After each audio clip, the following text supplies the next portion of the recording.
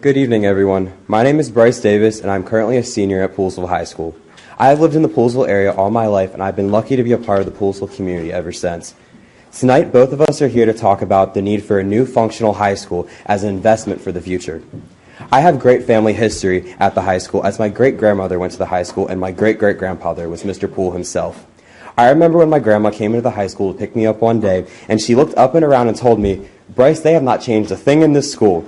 I asked her what she meant by this, and she responded saying, "Your great-grandmother went to this exact building 98 years ago." Poolesville High School will always be a place where I can call home. For future generations, I only hope they can as well. It worries me that one day there might not be a home for those who come. As years go by, seasons change, and it's almost as if you can hear, smell, and feel the school age around you.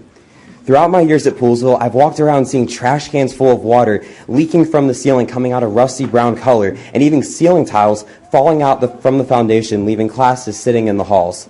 That's just the beginning. Mold grows out of the corners, asbestos signs hang down from the ceilings, reminding students to hold their breath if by accident the ceiling happens to become exposed. And bathrooms leak out into the hallways. To add on to that, the water from the fountain spew metallic smells. And interesting enough, I had a former chemistry student tell me that they had some water from the water fountain during the night for a science project, only to come back the next morning to find a gray film sitting on the surface. If that's not bad enough, the cafeteria is by far the place where kids avoid, as it smells of a rotting basement.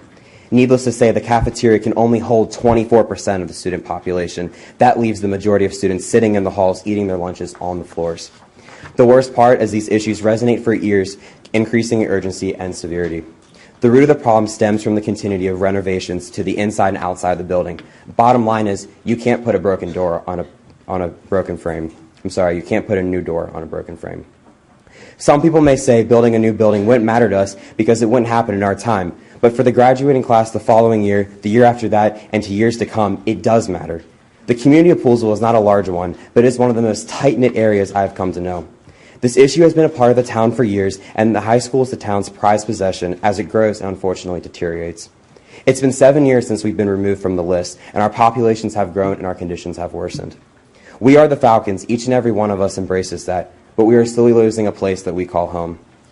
We might be a small town, but we have a big voice and we have a huge issue. Thank you for your time, and it's greatly appreciated.